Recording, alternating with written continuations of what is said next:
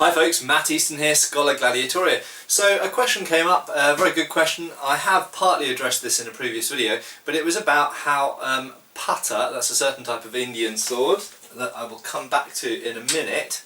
There we go, it's one of those, one of the gauntlet swords. How they are attached and how strong they are, how strong the blade is attached to the gauntlet. I'll come back to that. I thought I'd just give a very brief or relatively brief survey across a few very common Indian sword types and just talk about how they're attached. And I have spoken about this in application just to tulwars previously. But the first thing to say is that the majority of tulwars are glued onto the tang. Now that's surprising to many people. It was surprising to me when I first found out, because I was used to medieval swords. If I just grab the... There we go. I was used to the development of medieval swords and knowing that they're predominantly peened, as we call it, in other words riveted, at the either at the top of the pommel there or inside the pommel, and then you have a cap put on in the case of some Viking and migration era swords. But generally speaking, the tang goes all the way into or through the pommel. This is not true of lots of Asian swords.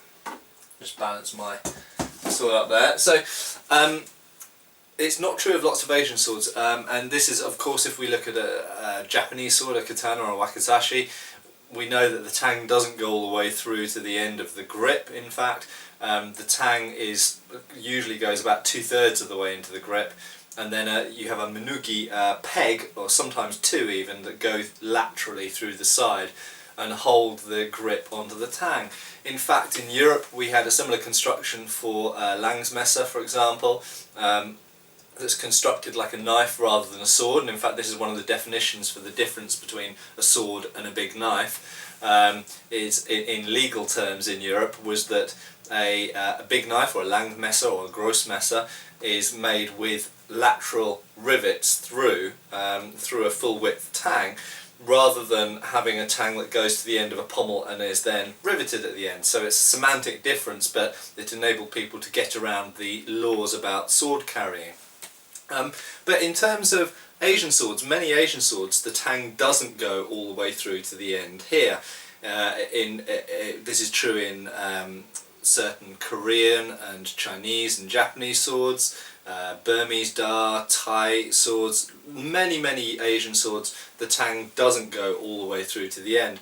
And there are many ways of securing them, the hilt, onto the tang, including pegs through, but in the case of Indian swords, they are usually glued, and they're glued with a type of pitch glue from tree product, essentially, tree sap, with other inclusions put in, and I believe that the exact mixture is not necessarily still known, but they found ways of heating up certain types of glue that would be very strong, and in fact that's why antique tulwars, if you're lucky, today are still rock solid in their hilts, even though the glue has been there for, in some cases, 200 years, or longer in fact.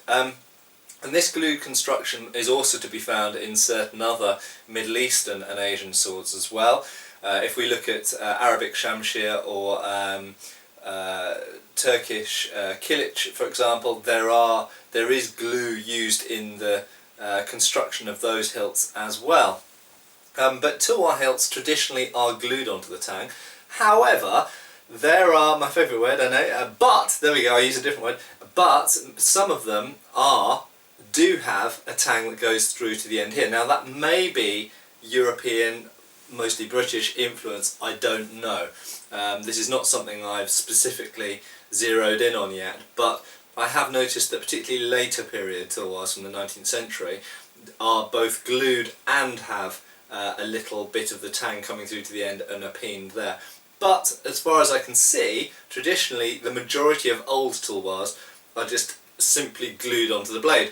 And this has the advantage, of course, that if you want to change the hilt or change the blade, if you break the blade or you want a more expensive hilt, all you have to do is heat up the hilt component, and the glue product inside, you normally have to heat it up to between, I think, about 100 and 200 degrees centigrade, but you heat it up and the glue becomes gloopy and liquid again, and you can literally just take the blade out of the hilt. So there we go, so tulwars are generally glued. However, if we move on to a type of sword here called the Dagger, with the so-called Hindu or Indian basket hilt on the back end here, these are somewhat different. First of all, a lot of these blades on these types of swords, and it's the same thing for the so-called Ferengi swords as well, or Ferengi, and they a lot of those blades are European, so it may be that there are elements of European influence coming into Indian sword design in the 16th, 17th century, probably the earliest, but especially in the 17th and 18th centuries. And in the case of these, it's somewhat different to the tulwars, because in actual fact these have a thin tang that goes all the way through, pretty much halfway up, or sometimes all the way up this stalk. So they do have a full length tang. However, it's not riveted at the end here. Instead, we have a glue product in there, so it is glued like the tulwar, but for whatever reason they decided to also rivet through there. You can probably just see just above my fingertip there, and also more clearly on this side. So this one only has one rivet going through. Some other examples that you'll find have multiple rivets going through, sometimes in a pattern, sometimes in a line. No strict sort of adherence to one particular format of doing it. This one's only got one rivet, some have many. So they've got essentially a lateral rivet or peg going through the side of the blade, actually through the blade, and the tang is also glued into the hilt as well, so it's kind of like a double strong arrangement. Very clearly, if you wanted to change the blade or the hilt on this type of sword, it would be a lot more troublesome to do so. Now we move on to the putter. Now the putter, if we just look here, just weasel my hand into it, there we go. Right, the putter, you will look at it and you'll see my hand is there. So where does the blade go? Well, what they've done, of course, is there is no tang. If you look here, this plate, both on inside, there we go, on the inside there, that's actually a separate piece there, but that's connected via rivets at the side. Sorry, just moved my hand up a bit.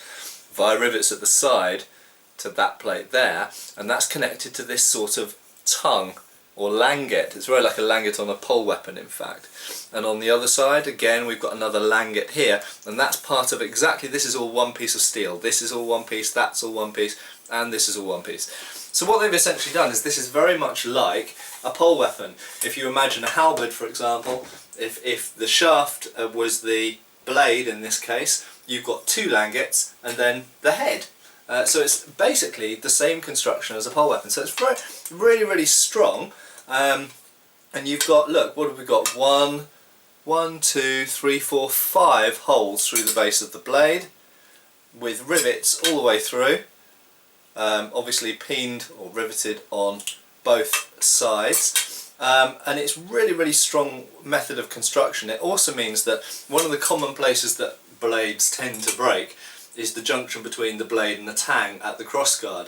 Well, of course, this doesn't have that problem, because what they've essentially done is they've created a very extra thick and strong region around here, and all of the stresses and strains of the blade are actually spread out over a much larger area rather than being concentrated at one point by the crossguard. And if this comes under lateral flexing there, it's going to distribute that force across here rather than just at one point. And if you just look inside, let's try and get the light reflecting in the right place. I know it's going to be a bit difficult, I'm afraid, to see for you guys. Let's see if, no. But just here, where my finger is, that's the base of the blade. So literally the end of the blade is just sawn off straight and just emerges, maybe if I move back a bit there, just emerges inside there and is completely flush. So there we go, that's how the putter hilt is attached to the blade, and it's a very strong method. It works for pole arms, works for halberds. One final thing I'll say is that method was used on early forms of kata, or kata, which is a punch dagger, like this, there we go. However, the more expensive ones, were generally not made that way. These are actually made in one solid piece of steel. So this entire thing, it might have some forge welding in it, so they may have possibly made the blade of high quality steel and this of lower carbon content steel or iron, and forge welded them together at some point around the base of the blade. However, what you end up with is a single piece of steel, a single piece of metal. But you do find some of these, and in fact I've had a few in my possession over the years, but I've sold them so I don't have one to show you, do have a similar construction to the putter, but just on a smaller scale.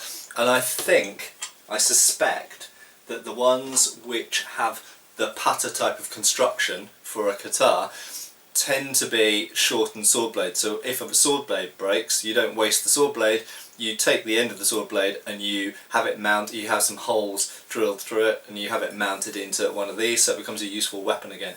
In much the same way as Highlanders used to use broken blades to cut down into dirks. So there we go guys, a brief overview of the main forms of attachment for Indian sword hilts. You've got the glued, then you've got the glued and riveted, then you've got the purely riveted. You do also have peened as well on some swords, and then you have the all one piece forge welded steel. Cheers guys! Click subscribe now and also follow us on Facebook.